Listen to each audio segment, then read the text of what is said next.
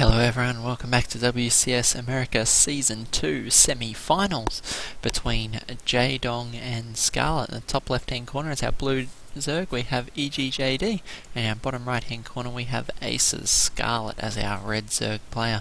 The map is Akilon Wastes, and as we saw in Game 1, very volatile Zerg vs Zerg matchup, with neither of these players afraid of getting aggressive straight out of the bat.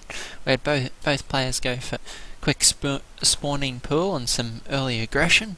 I think we had a 10 pool out of both players, with Scarlett eventually going down. Unfortunately pulled her workers early on, and it cost her the game. So we'll see what these two players have for us early in this game.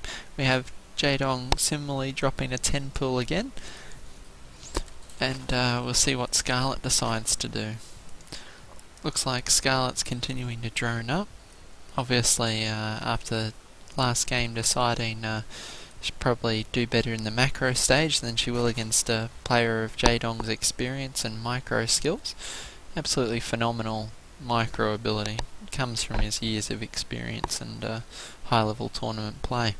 So we'll see what Scarlett elects to do with this. Drone looks like it's going down to build its hatchery, so this will be well ahead of Jaedong's expansion. But unfortunately for Scarlett, there is going to be 6 Zerglings on the field very soon. So we'll see how this plays out, and if Scarlett's able to get up a pool or anything in time to deal with this early aggression out of Jaedong.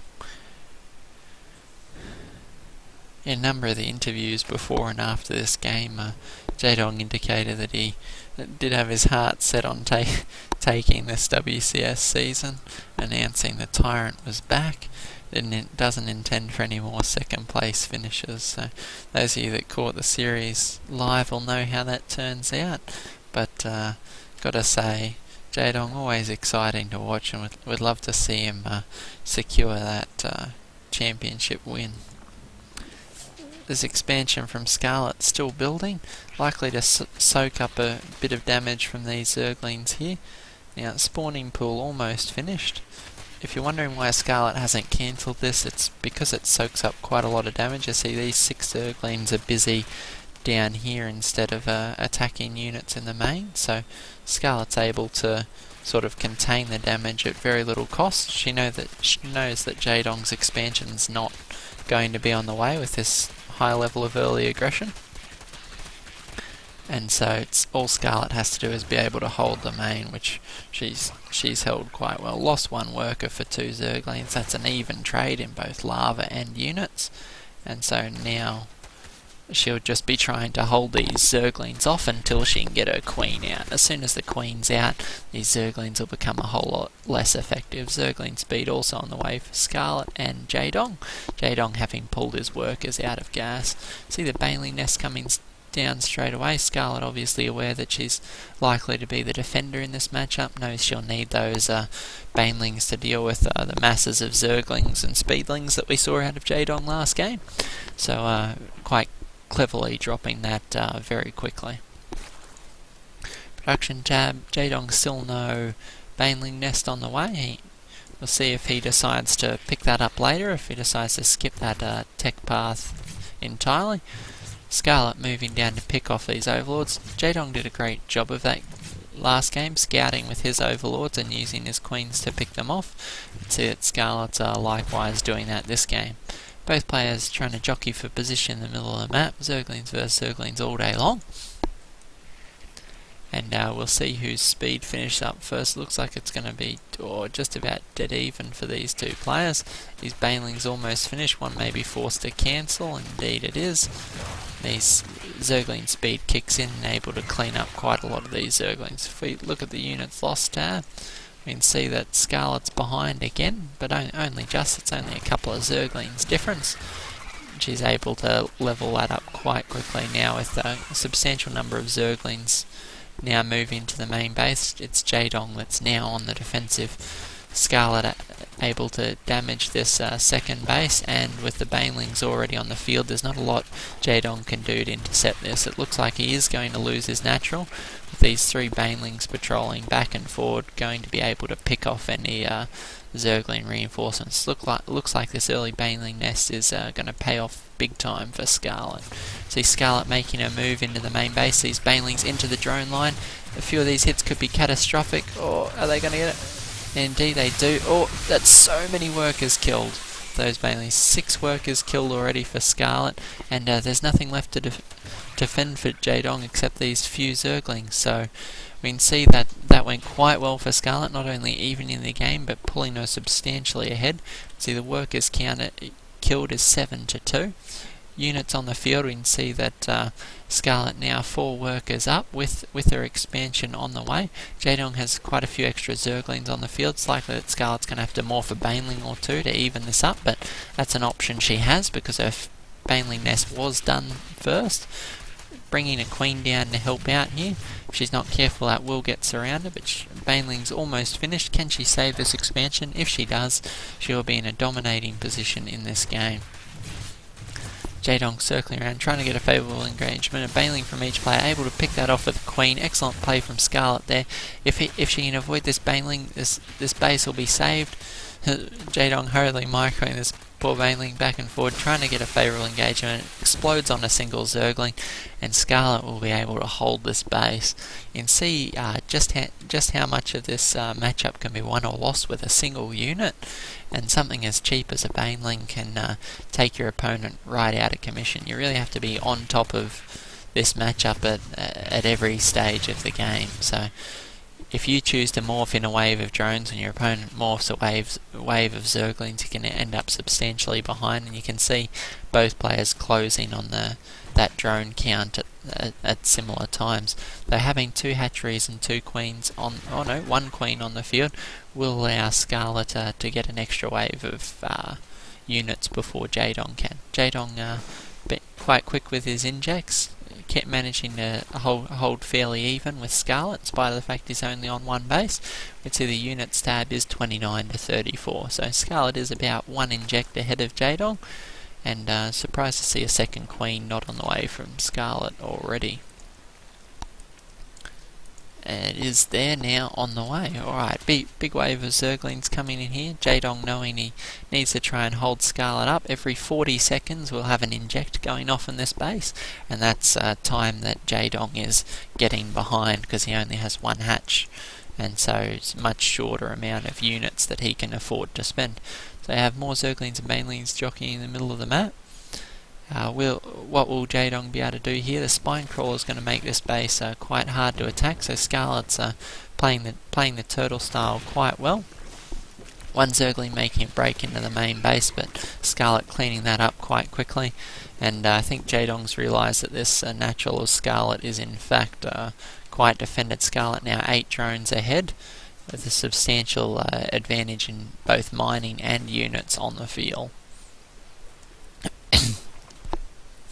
Oh, need a bit of a drink. These ZVZ matchups just get you talking quick.